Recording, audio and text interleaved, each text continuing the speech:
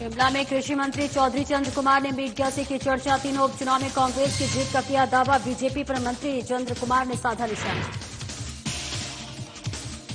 चंबा और नूरपुर जिले में 2 पर्यटकों के साथ हुए दुर्व्यवहार पर एडीजी सख्त। शिमला में एडीजी अभिषेक त्रिवेदी ने दी सफाई, कहा घटनाओं की पुलिस कर रही निष्पक्ष जांच।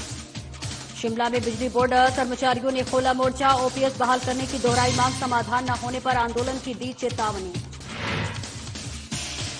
शिमला के रेज मैदान में बाहरी लोगों के स्टॉल लगाने पर प्रदर्शन। लक्कड़ बाजार के कारोबारियों ने प्रशासन के खिलाफ खोला मोर्चा। रोजी रोटी छीनने के लगाए आरोप।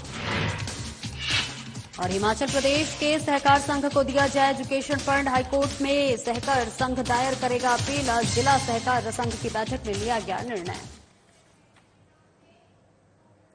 नमस्कार, स्वागत है आपका। मैं हूं आपके साथ सपना। दीपक मदेशिया बुलेटिन की शुरुआत करते हैं। शिमला में कैबिनेट मंत्री चौधरी चंद्र कुमार ने मीडिया से बातचीत की और इस दौरान कृषि मंत्री चंद्र कुमार ने कहा कि हिमाचल प्रदेश में 3 सीटों पर होने वाले उपचुनाव को कांग्रेस जीतेगी। उन्होंने कहा कि 3 निर्दलीय विधायक भी सरकार गिराने की साजिश में शामिल थे और अब जनता को तय करना है कि उन्हें वोट देना है या नहीं।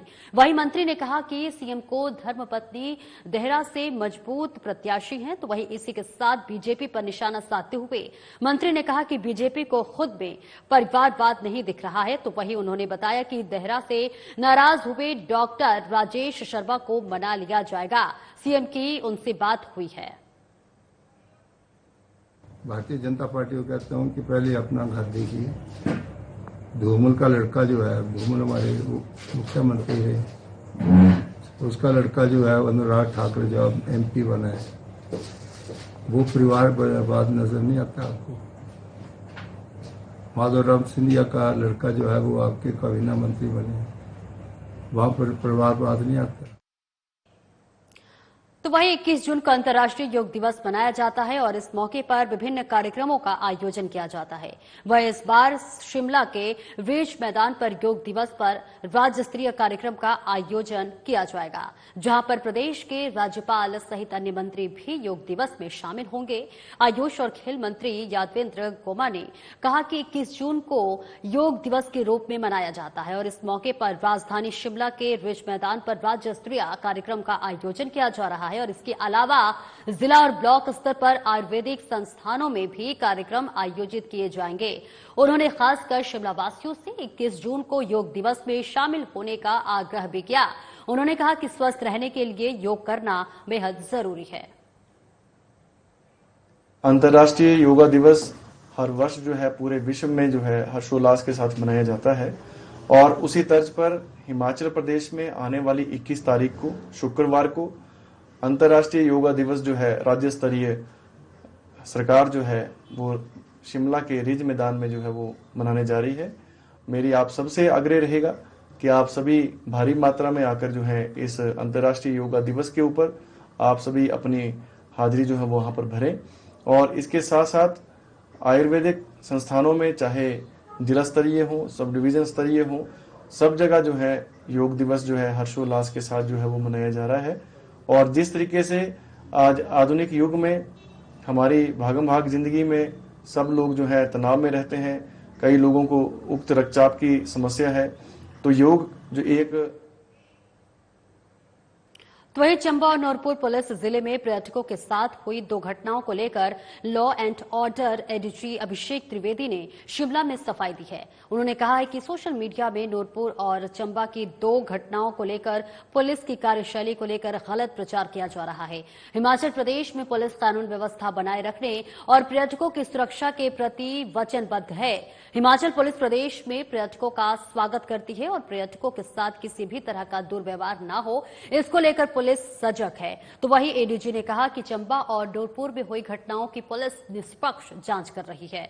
नूरपुर में गाड़ियों के शीशे तोड़ने वाले लोगों की पहचान भी की जा चुकी है और आगामी कार्रवाई की जा रही है। पिछले कुछ लगभग 10 दिनों में 2-3 घटनाएं प्रदेश में हुई हैं जो पर्यटकों से संबंधित हैं और इस पर कई जगह, कई समाचार पत्रों में, सोशल मीडिया में भी कई तरह की बातें की जा रही हैं।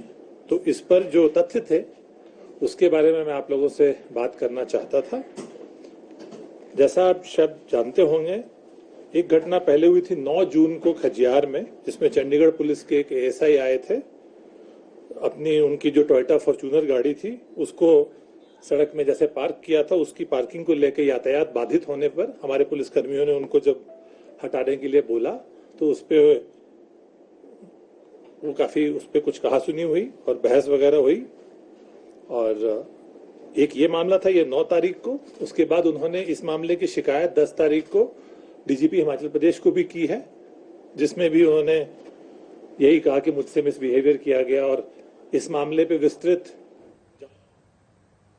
तो वही Himachal Pradesh state electricity board employees association ने एमडी हरिकेश मीणा के खिलाफ फिर से मोर्चा खोलते हुए सरकार से स्थायी एमडी की नियुक्ति की मांग उठाई है। शिमला में हुई एसोसिएशन की राज्य स्तरीय बैठक में बोर्ड के कर्मचारियों के विभिन्न मुद्दों पर चर्चा और आगामी रणनीति बनाई गई है। तो वही बैठक में बिजली बोर्ड के कर्मचारियों के लिए ओपगैस बहाली की मांग को भी दोहराया गया है। और इस दौरान यूनियन के महासचिव हीरालाल वर्मा ने बताया कि वर्तमान बिजली बोर्ड प्रबंधन की गलत कार्यशैली को लेकर एक डिटेल्स ज्ञापन सीएम को भेजा गया है, जिसमें मैनेजमेंट की बोर्ड विरोधी और कर्मचारी विरोधी कार्यशैली को विस्तृत रूप से बताया गया है।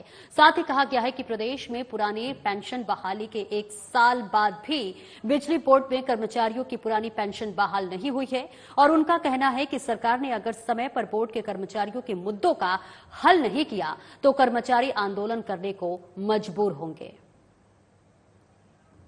जो सीसीएस पेंशन 1972 है, उस स्टेट में जो गवर्नमेंट है, गवर्नमेंट के साथ 1974 में लागू हो गया था। गवर्नमेंट में सीसीएस पेंशन 1972 लागू 74 में हुआ और स्टेट जो बिजली बोर्ड है वहां भी गवर्नमेंट के साथ साथ सीसीएस पेंशन लागू हुआ। जितने कर भी इसमें संशोधन हुए हैं, जो भी अमेंडमेंट हुए, सभी अमेंडमेंट को बिजली बोर्ड में लागू किया गया। लेकिन अभी जो आपका पुरानी पेंशन के रिगार्डिंग जो संशोधन इसमें हुआ, उसमें एक अनावश्यक देरी की जा रही है। आप कह सकते हैं कि अप्रैल में संशोधन हो चुका था, लेकिन अप्रैल 24 1 साल बीत चुका है, अभी तक बिजली बोर्ड में संशोधन लागू नहीं हुआ। इससे क्या हो रहा है कि जो आज हमारे लगभग 6,6500 कर्मचारी जो आपका एनपीएस का कर्मचारी है, जो आपका ओपीएस में आना है, वो उससे वंचित है। हम कहना चाहेंगे प्रदेश सरकार से, ये जो आपका संशोधन है ये आपका इनएविटेबल है, लीगली आपको लागू करना पड़ेगा, क्योंकि बिजली बोर्ड में सीसीएस पेंशन 1974 से लागू किया गया। आज जो देरी है, अगर आप इसको 25 में लागू करते हैं, 24 में लागू करते हैं, तब भी आपको 2000। तो वही शिमला के रिज मैदान पर बाहरी राज्यों के कारोबारियों के स्टॉल लगाने को लेकर शिमला लक्कड़ बाजार के कारोबारियों ने मोर्चा खोल दिया है। कारोबारियों ने लक्कड़ बाजार बंद कर शिमला जिला प्रशासन के खिलाफ रोष रैली निकाली और रिज मैदान पर लगाए गए स्टॉल को तुरंत हटाने की मांग की है। कारोबारियों का कहना है कि रिज मैदान पर ऐतिहासिक धरोहर है और देश विदेश से लोग यहां इसकी प्राकृतिक सुंदरता को निहारने के लिए पहुंचते हैं, न कि रेहड़ी फड़ी और गंदगी देखने। ऐसे में रिज मैदान पर दुकानें नहीं लगनी चाहिए और इस दौरान लक्कड़ बाजार कारोबारी एसोसिएशन ने विरोध स्वरूप बाजार पूरे दिन के लिए बंद रखा और कहा कि रिज मैदान पर पिछले कुछ समय से जिला प्रशासन मेले लगा रहा है, जिससे रिज मैदान की खूबसूरती खत्म हो रही है। जबकि हाईकोर्ट ने हेरिटेज क्षेत्र से इस तरह के आयोजन पर प्रतिबंध लगाया है, बावजूद इसके दुकानें लगाई गई है और रिज मैदान पर दुकानें लगने से लक्कड़ बाजार के कारोबारियों की रोजी रोटी भी खतरे में पड़ती हुई नजर आ रही है। ये जो हमारा बाजार बंद का ये जो हमने फैसला किया है, ये हमने 1-1.5 साल से हमने प्रशासन को 1-1.5 साल पहले से हम प्रशासन से ये गुहार लगा रहे थे कि जो आप रिज के ऊपर मेला लगाते हैं और ये जो इलीगल फड़ी वाले बैठे इनको हटाओ। तो उन्होंने हमें थोड़ा सा आश्वासन दिया कि जी हट जाएंगे, पर कुछ नहीं हुआ। रिज पे ये जो मेला लगाते हैं और ये जो फड़ी लगाते हैं, इससे क्या होता है, हमारे को लक्कड़ बाजार के जो 200 दुकानदार हैं आज तक बड़े अच्छी तरह से खा पी रहे थे, सब काम होता था, मशहूर था लक्कड़ बाजार। पर जब से ये मेला लगना शुरू हो गया और ये फड़ी वाले बैठ गए हैं, तो आप झूठ मानेंगे कि लोगों को खाना खाने की मुश्किल हो गई है। सिर्फ ये दुकानदारों की लड़ाई नहीं है, ठीक है। ये जो मेला लग रहा है, इससे सबसे पहले आप देखो कि जो फोटोग्राफर है, 100 से 150 फोटोग्राफरों के परिवार जो अभी बिल्कुल सड़क पे आ गए। कितने सालों से वो बैठ रहे थे। जो लोकल रेजिडेंट्स हैं, आपके हमारे बच्चे हैं, परिवार हैं, हम बचपन में क्या देखने जाते थे, वहाँ पे सनसेट और पहाड़ देखने जाते थे। अब क्या दिखता है, वहाँ पे मेला और गंदगी दिखती है। बाकी ये प्रोटेस्ट है जो ये आज हम ऐसा पीसफुल प्रोटेस्ट कर रहे हैं कि शिमला की हिस्ट्री में पहला ऐसा पीसफुल प्रोटेस्ट होगा। हमारे को बाकी हमारे मंगा जी भी आए हुए हैं, सबसे रिक्वेस्ट आई थी कि हम भी ज्वाइन करेंगे, पर हम अगली बारी उनको इस चीज में जरूर मांगे पूरी। तो वहीं हिमाचल प्रदेश में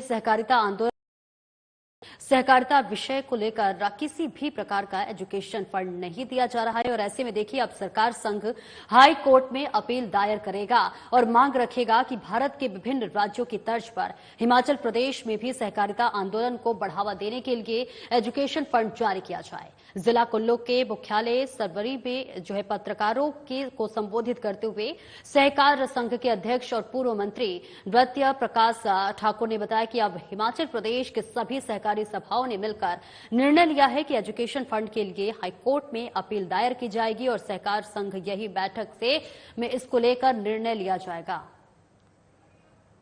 साधारण अधिवेशन 24-25 के लिए ड्यू है, वो आगामी 25 जून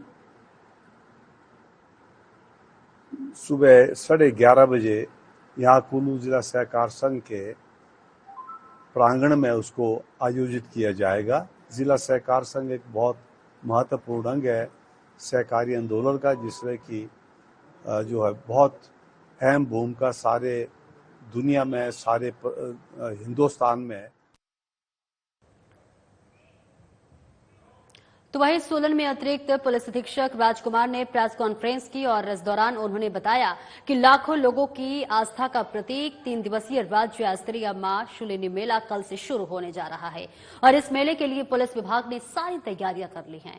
सोलन को 5 सेक्टरों में बांटा गया है, जिसमें पर्याप्त मात्रा में पुलिस बल तैनात रहेगा ताकि किसी भी प्रकार की गलत गतिविधियों को रोका जा सके। और इसके अलावा देखिए यातायात व्यवस्था को बनाए रखने के लिए भी 200 के करीब जवान तैनात किए जाएंगे और मेले में चोरी, लूटमारी जैसी अन्य घटनाओं को रोकने के लिए भी पुलिस की कड़ी नजर रहेगी। तो 150 सीसीटीवी से सोलन की हर गतिविधि पर पुलिस की पैनी नजर रहेगी और साथ ही बताया गया है कि माल बोर्ड इस दौरान बंद रहेगा। आपातकालीन सेवाओं को ही प्रतिबंधित क्षेत्र में वाहन ले जाने की अनुमति होगी। मेला 21 से 23 जून को मनाया जा रहा है। इस मेले में लाखों की संख्या में लोग आते हैं। इस मेले में सुरक्षित तरीके से मनाने के लिए हमने कुल पूरे मेले को 5 सेक्टर्स में डिवाइड किया है। और फिलहाल मेरे साथ इस बुलेटिन में इतना ही। खबरों का सिलसिला आगे भी जारी रहेगा। दीजिए इजाजत, नमस्कार।